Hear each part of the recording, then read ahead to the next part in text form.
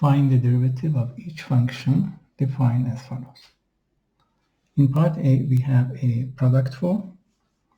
We can see that here we have u times v.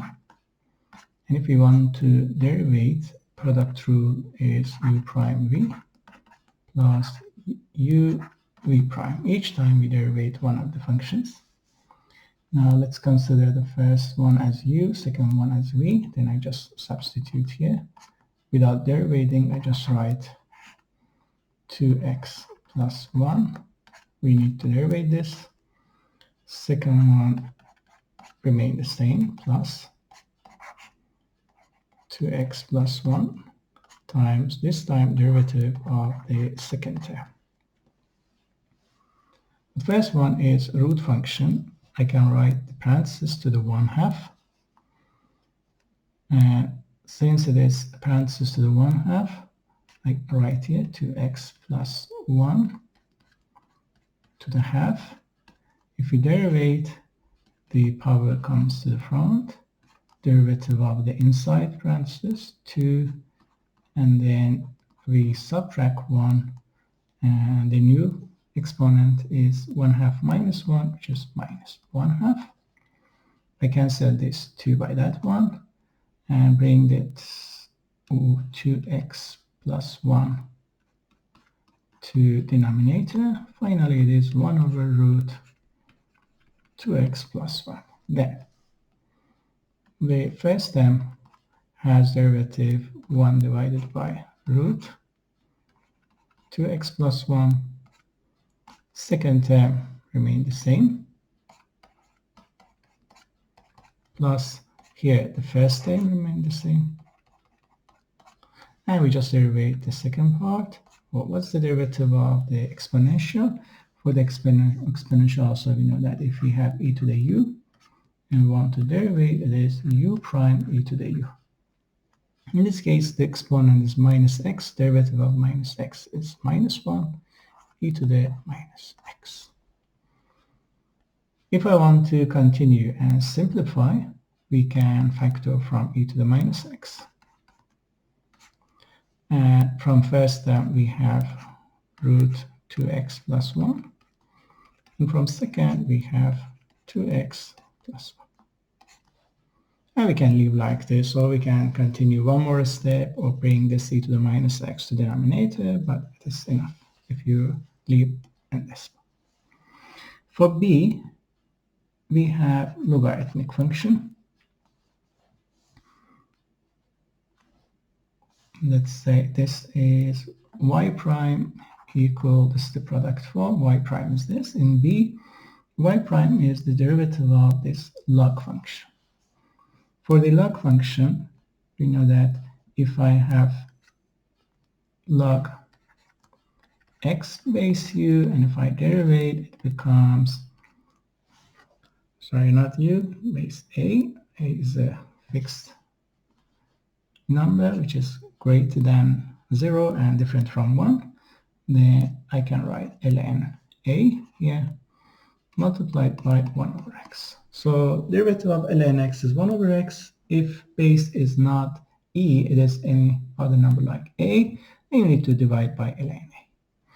And in case instead of x we have u, you need to do the same, but instead of 1, you are going to write u prime over u. Now if I have log u base a and derivate the same, it's going to be 1 over ln a, 1 over u instead of 1 over x, but since it is not x, I need to multiply by chain rule by another u prime, so it is u prime over u. Now we continue and write y prime equal, derivative of ln is 1 over, derivative of log 1 over ln base, but base is 2, multiplied by, this u is exactly the same thing. So I write here 1 over u. In front of log, we have 1 minus x, 1 plus x.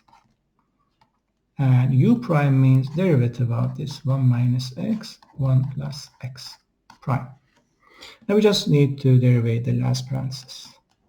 So 1 over 1 minus x over 1 plus x, we need to write the reciprocal. So there is a constant 1 over ln 2 here. This ratio changed to 1 plus x over 1 minus x. And derivative of this parenthesis is the quotient rule. And we know that if we have u divided by v and we want to derivate, it is u prime v, uv prime divided by v squared. Now I just write this derivative here. So in the denominator I have v squared, which is 1 minus x squared. In numerator we have, so sorry, I here, so 1 plus x, yeah, this is it, 1 plus x squared.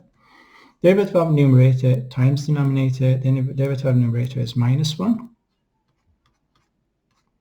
multiplied by denominator, which is 1 plus x, minus derivative of denominator, 1, multiplied by numerator, and that's all. So we are done, but if we want to simplify, we can continue by final solution as 1 divided by ln 2. One of this 1 plus x by that 1 plus x, I can cancel this 1 plus x by one of these 1 plus x here. Then here we have only 1 over 1 minus x. And in numerator here I have minus 1 minus x, and this negative 1 multiplied by the other becomes minus 1 plus x. So x minus x cancel out. We have minus 2 divided by 1 plus x. Now finally, in numerator, we have minus 2. However, I can multiply numerator and denominator by minus 1. Then this 1 minus x changes to x minus 1. And final answer can be 2 divided by ln 2 multiplied by x squared minus 1. And we know that this is the derivative function, so it's going to be a subset of the domain of this function. It's going to be a subset of the original function, this log function. And for that log function, we can see that 1 minus x over 1 plus x must be greater than 0. It is greater than 0 if absolute value of x is less than 1. So here at the end, I need to mention that absolute value of x is less than 1. So for these values of x, we can find the derivative from this equation. Otherwise, the function is not defined, so we cannot give derivative for that function at the point that is not defined. So y prime for the log is this ratio in case absolute value of x is less than 1. Now we use derivative to study this function. We want to find the equation of tangent line. What is the equation of tangent line? I need to find f prime.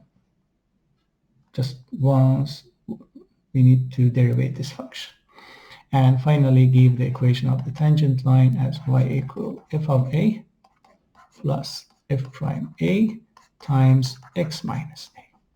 So a is given, a is minus 3. So I need to find f of a and f prime a. So first let's derivate the function f prime x, derivative of x squared to x, derivative of minus 6x, only minus 6. And this derivative f prime at a is minus 2 times minus 3 minus 6, which is 6 minus 6, 0. So derivative is 0. And what is f of a? F of minus 3, we substitute in the original function, which is minus 3 squared, minus 6 times minus 3 plus 1, which is minus 9 plus 18 plus 1, which is 19 minus 9, 10. Now if I substitute, the equation is 10 plus 0 times x minus 3. However, since the derivative is 0, we don't need to write the last part. If it was something different from 0, so it's going to be something like this. So this is the equation of tangent line to the graph of this function.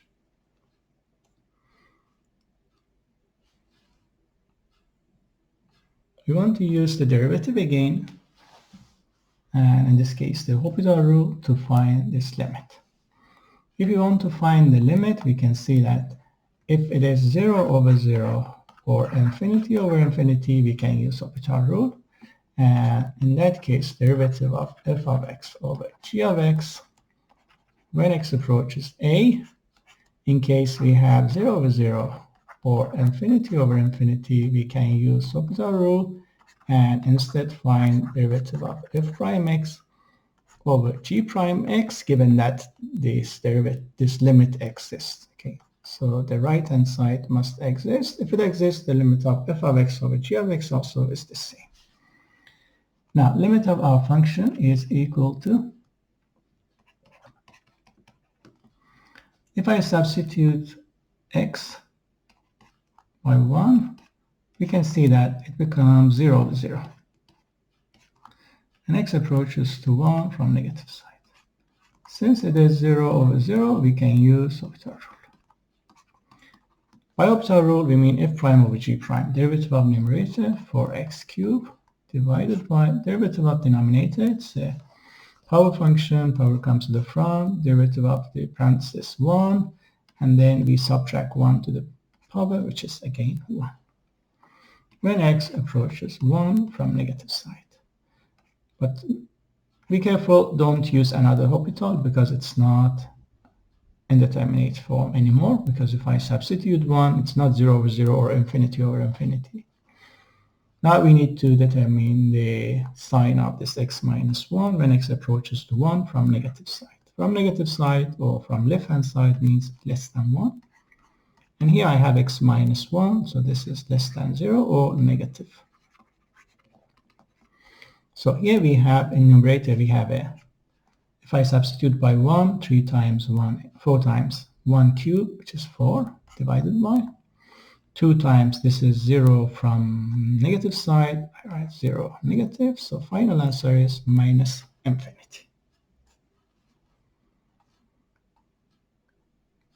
We want to determine the intervals that the function is concave up or concave down and give the points of inflection. So to determine the points of inflection, we need to find the second derivative. Now let's derive once f prime x minus 4 times x cubed plus 3 times 20, 60 x squared plus 100. Another derivative, second derivative, f second, 3 times 4 minus 12 x squared plus 112 x, and derivative of 100, 0. Now we want to see when second derivative becomes 0 and then find the sign of that. Second derivative is 0, I can factor from 12x minus 12x, then from first parenthesis we have x, and from second one minus 10. And it says that x can be 0 or 10. But this f second is a quadratic function, and ax squared is a negative. It means that it opens up. Sorry, opens down, it's negative. A is negative, it opens down.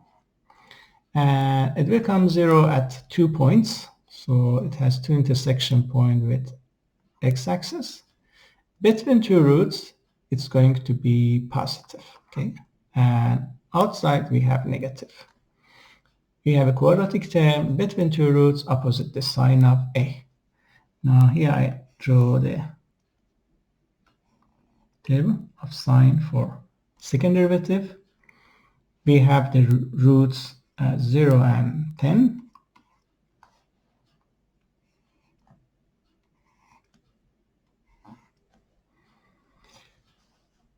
We are studying second derivative, f second. It becomes 0 here and there, and between 2 roots we say that it's positive, and other side negative. So what happens to f? If second derivative is negative, we say that it is concave down, positive concave up, negative concave down. And the points that the concavity changes, derivative is 0 or does not exist, we have point of inflection. So what is the point of inflection here? If I substitute 0 at the given function f, it becomes 0. So 0, 0, 0, the last term becomes 20, 24. This is point of inflection or inflection point. And another inflection point is here.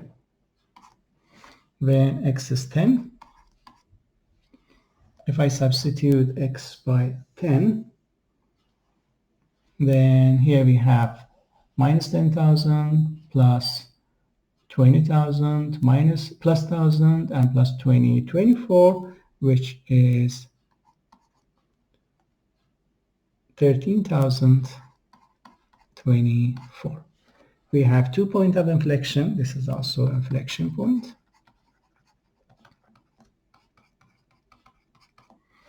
And concavity, or the function is concave down if x is less than 0 or greater than 10. And when x is between 0 and 10, it is concave up. So if I want to write here, this is concave down. Here it is concave up and concave down.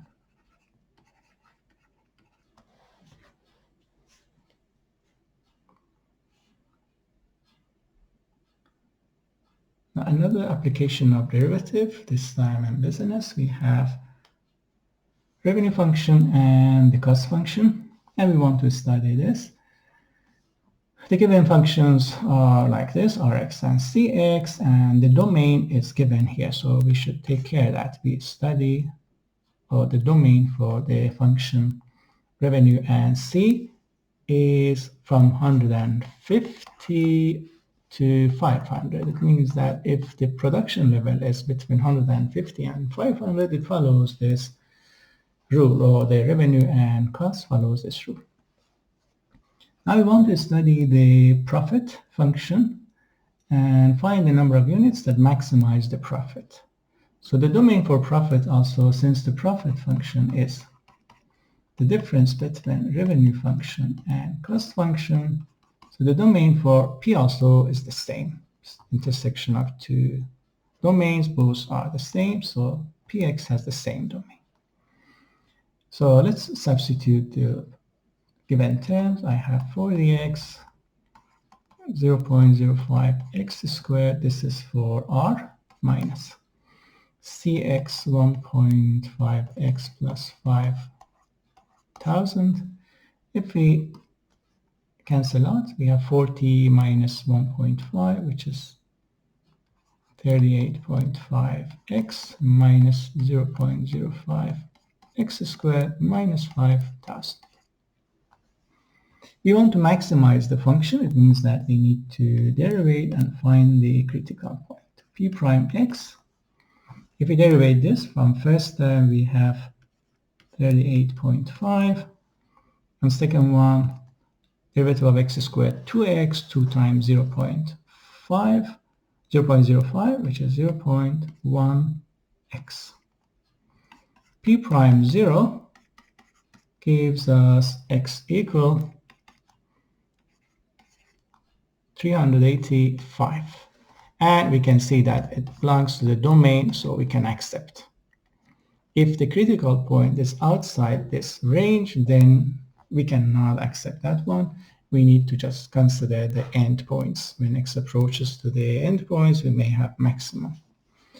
But here we know that x equal 385 is in the range. Now let's see the profit function.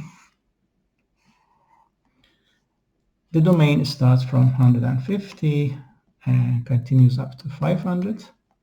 In between we found the point which is 385, which is the critical point. Here derivative or p prime is 0, and we want to study p. So if you look at the derivative function, we can see that it is a linear function and the slope of the line is negative. It means that I have a line and its slope is like this. When it intersects x-axis, after the root it is negative. So here it is negative and before that positive. But once we study derivative shows that the function is increasing or decreasing. Derivative positive, the function is increasing, negative, decreasing. Now here we have a local max. But since the function in the domain is always increasing before this point and always decreasing after that, it means that this is also the absolute max. So we found the point or the production level that gives us the maximum profit. But we need to calculate the maximum profit value. So we substitute this into the function, and the maximum profit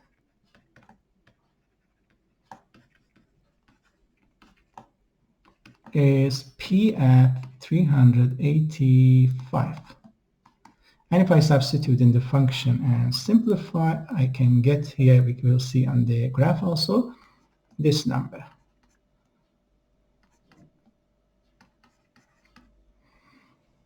So if I want to give by unit, since the exercise says that,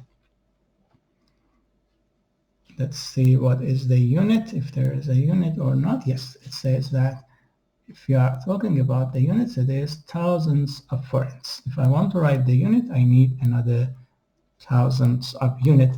Here I can write thousands of units. This many thousands of forint. Or I can write 24,11,250 forint. Okay, this is the maximum max profit. If I want to interpret the result or see on the graph, we can see that this is the cost function, revenue, and profit function. Maximum happens somewhere here when x is 385, the production level. And the red one, which is a line, is the cost function. The green curve is the revenue. And we know that if the revenue is above the cost, so we have positive value for the profit. And if the difference between these two is larger, then it means that we have higher profit. And the maximum profit happens at somewhere here, which is 385 for the production level. And this is the maximum profit, but thousands of forints, this number, and unit in front is going to be thousands of forints. Or if I want to give in forints, I need to multiply by another 1000. And these are the intersection between the curves. And we can see that we are studying from 150, which is somewhere in the range. So here the intersection point is 165. And we are studying from 150 to 500. And this point is in the domain. And finally, another application of derivative. We want to study the elasticity of demand for the change in price, or percentage change in price. So the demand function is given by QP, which is the exponential function. I want to study the elasticity of the demand curve at the price level P equal 3. Here also for 3 we have thousands of euros. Now, what is the elasticity function? EP. So we know that if we derivate the function, it is the rate of change in demand, and we divide the demand itself, which is the percentage change, and we are going to multiply by P. So this is the elasticity function. And the absolute value of this E, if it is less than 1, we say that if we want to study the connection between two variables, we say that it is, or the change in demand is inelastic for the percentage change in price. So in this case, it is inelastic. If the absolute value of E in the magnitude it is greater than 1, it is elastic. And once it is equal to 1, it is unitary. Means that if I have 1% change in price, there will be 1% change in demand. And usually for the demand, we will find this EP as a negative term. It means that if you increase the price by 1%, we are going to have some decrease in demand. Now we want to see what's going to be that decrease at price level P equal 3. Now let's study this EP. Q prime. I want to derivate Q. Q is exponential, and we know that derivative of e to the u is u prime e to the u. Now here I have 10 times. Derivative of e to the minus 0.25p with respect to p is minus 0.25 e to the minus 0.25p. Divided by q, the same 10 e to the minus 0.25p. And you'll see that they will cancel out. This term 10 by that 10, this exponential part by this, and finally we have only the basic linear 0.25p. Now we want to see what happens when p is at what level? When p is 3. E3. E3 is minus 0.25 times 3, which is minus 0.75. Since absolute value of E3 is less than 1, then it is inelastic. And it says that if the price increases from 3,000 euros by 1%, then the demand will decrease by 0.75%. So we said that it is inelastic, and for part B we want to study the same when the price increases from 8,000 by 1%. For part B, P is 8,000 euros, or since the price was thousands of euros, then P is 8 in this case. And P prime, the new P is, it increased by 1%, so 0.08 is the new price. So for this change in price, we want to see the elasticity again. EP is minus 0.25p minus 0.25 times 8. Now this time it is minus 2. It means that if the price increases from 8,000 euros to 8,080, then we are going to have 2% change in demand, or the demand will decrease by 2%. What's going to happen if the price increases by 1%? Then at this price level, the demand will decrease by 2%. Since it was 1%, and now we have 2% change